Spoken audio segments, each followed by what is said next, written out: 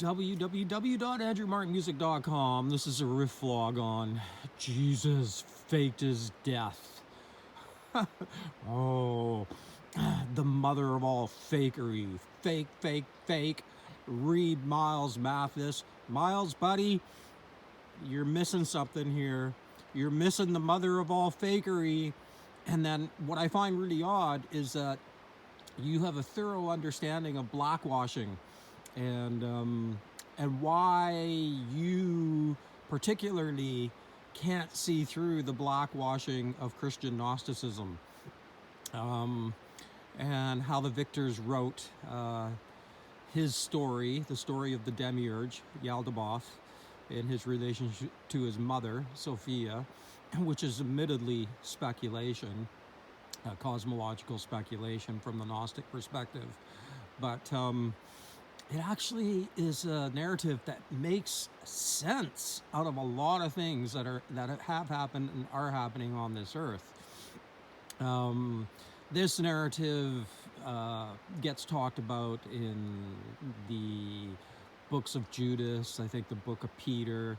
These are secondary writings from the Nag Hammadi.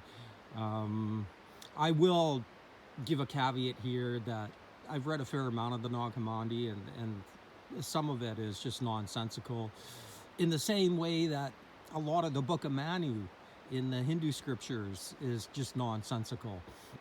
I mean, one of the things that I believe that the Gnostics, the early Gnostics, had a high regard for were the faculties of logic and reason, known in Christendom as the Logos. But the catch here, or the fly in the ointment, is that you actually have to apply reason and logos to your metaphysics, and then at a certain point, the Roman Catholic Church decided not to do that and just assert all manner of irrationality, especially when it comes to spiritual crime and punishment, and how irrational a one strike and you're out forever is. But what it is consistent with is a Yahweh interpretation, and there you'd have to go to Bobby's Good God channel, Bobby Collier, who is a neo-Marcionite, who absolutely is getting that aspect of Yahweh right. Now, who and what Yahweh is in that regard, who knows? Some of the Gnostic texts say he came into being through the corruption of Cain and Abel. Who knows? From a rational perspective, though, there's no way that you can call the God of the Old Testament good. All the primary assertions and the foundational assumptions, premises of Judaism are irrational. It makes God a racist, that it would use such methods to, teach humanity about its existence. The body count of that particular method is astonishingly bad over the millennia. So, saying that you have a favorite sibling from a modern parenting, from the knowledge of modern parenting, no good parent is going to separate their children that way and cause division on purpose. Now, you really have to delineate this from any particular Jewish people who, again, on aggregate, are just decent people. I mean, I listen to some rabbis on YouTube, and, I have no quarrel with them per se.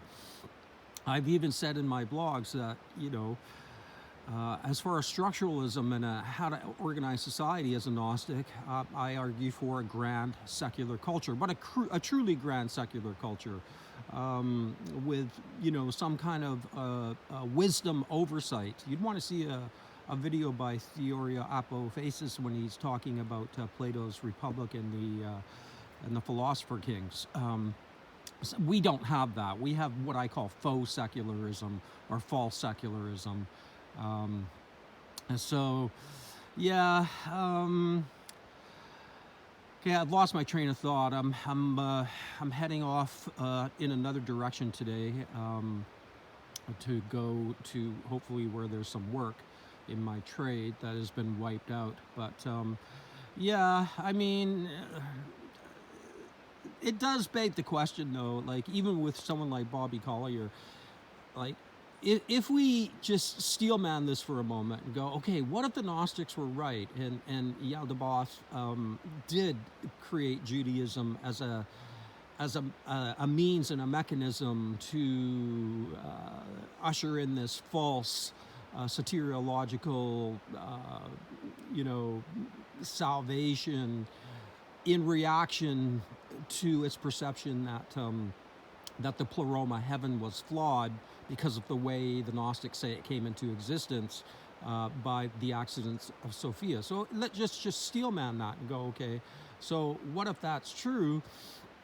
Well,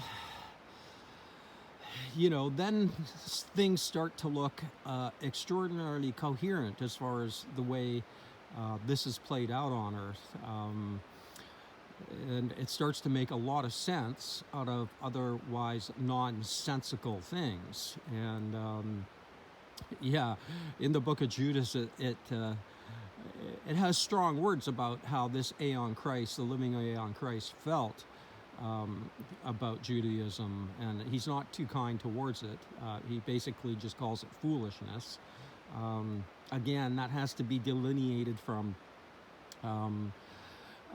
people who practice Judaism, and that's God's view of it, that it's foolishness. And on a structural level within society, they should be able to practice their foolishness. What I've suggested is they should be able to practice it in Israel for Israelites, Jewish people, and just leave the rest of the world alone. And if they want a Messiah, well, they should have their Messiah for Israel. And then if the Messiah does a good job with Israel and impresses the whole world, then the whole world could voluntarily convert to Judaism through example. And this goes to all religion right now, which is all just talk and rhetoric. I've said that, because I'm a rationalist, a Gnostic rationalist, I'm willing to concede that, as from my perspective here in the 21st century, I don't see any supernaturalism anywhere. I don't see any overt signs of a good God either, which is why I hold the Gnostic views that I have, and that the good God isn't here, so goodbye monism. Sorry, Theoria. Now it'd be one thing. I'm not opposed to theocracy if it's done supernaturally, but that simply just isn't happening today. I mean, if we were going to analyze the Bible stories today through today's lens, Jesus would be no more than a Socrates arguing rhetoric, right? But that's not what these books are saying. These books are all treatises on supernaturalism, whether it's the Quran, the Bible, the Bhagavad Gita, and yet, zip, nada, God has nothing to do today other than let evil take over the world, unless you wanted to get into these dubious notions of what goodness is from that supernatural perspective. Really? Usury and capitalism is good? That's the metric now for God's goodness? It might work for the Kabbalists, but it doesn't work for any sensible spiritualists to say that's the evidence of God's goodness, and that's the metric we're going to use to bring in a worldwide Messiah based on money, and if you've got it, you're in his good books, and if you don't, it's your shit karma. Anyway, I've got a long day, and basically, if I'm right, then, as Richard Carrier would say, Jesus was a space cowboy. Yes, Richard, love you, buddy, but of course I think you're wrong. He was a space cowboy. See the notion of docetism. How many, Jesuses were there at the time? A lot of people claiming to be the Messiah in that age. And throughout the ages, it was nothing new. It was nothing that the the Sanhedrin Council wouldn't have had a good chuckle at. And the official story about why they got angry and killed him because he claimed to be God is ridiculous, especially within the knowledge that Aveda Vedanta would have been well known by that time in Jerusalem. The claims to being God were not controversial. They were laughed at, like they're laughed at today. So if you're an Orthodox Jew and you listen to the gurus talking about it, you laugh at it. You know, Aveda Vedanta, funny story. You're not God, okay? You're just not, according to Judaism. God is separate and distinct. As a Christian Gnostic, I happen to agree at that point with Judaism. So, you know, yeah, there's only one way that this anger would have been created enough to piss them off, and that's to say that their God was evil. And that's exactly what the Gnostic Christ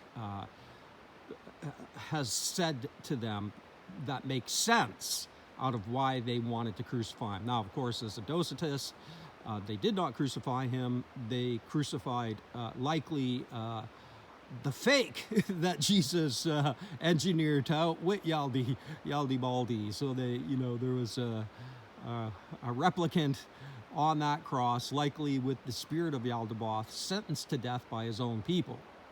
That actually makes sense. There's a certain cosmic irony in that is inescapable. And yes, okay, so AndrewMarkMusic.com, on the road again. Peace out. Bye.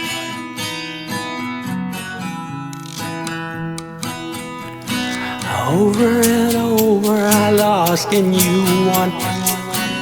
Did you think I'd fold and come undone?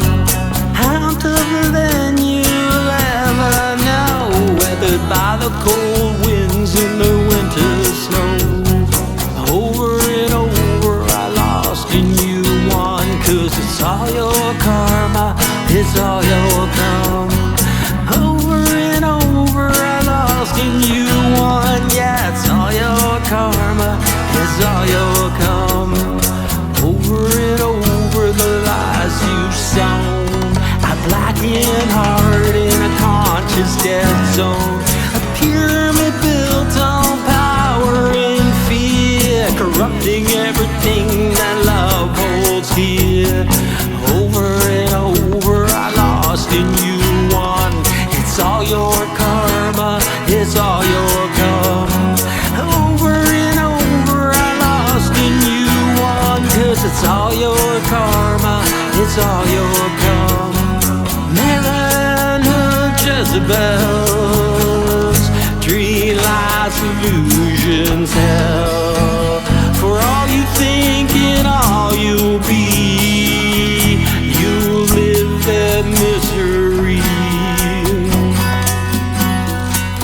Over and over I lost and you won, 'cause it's all your karma, it's all your come. Over and over I lost and you won, yeah, it's all your karma, it's all your come. It's a demiurgic tragedy, it's a demiurgic tragedy, it's a demiurgic tragedy, it's a demiurgic tragedy. Find a key, get yourself free.